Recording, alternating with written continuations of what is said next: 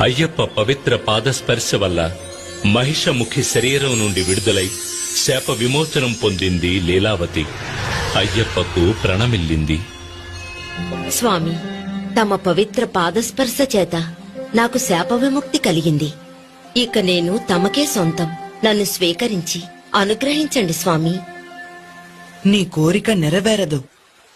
ఈ అవతారములో నిత్య బ్రహ్మచారిగానే నేను ఉండబోతున్నాను. అయినా ఒక్క అవకాశం ఉన్నది.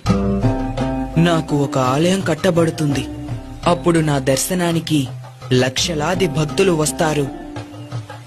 ప్రతి సంవత్సరం నా భక్తుల సంఖ్య పెరుగుతూనే ఉంటుంది. ప్రతి సంవత్సరం కొత్తగా భక్తులు నన్ను మొదటిసారి దర్శించడానికి వస్తారు.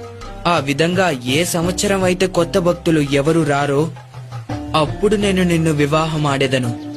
అంతవరకు ఎదురుచూడు.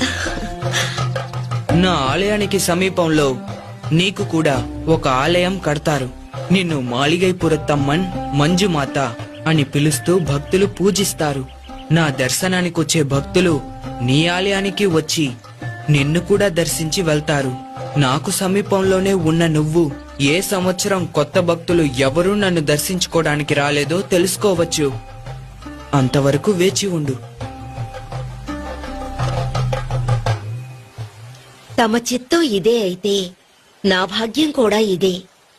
తమకు సమీపంలో నాకు ఓ ఆలయం కట్టించి నన్ను కూడా భక్తులు దర్శిస్తారని గౌరవాన్ని కల్పించిన దేవా, మీకు ప్రణామాలు.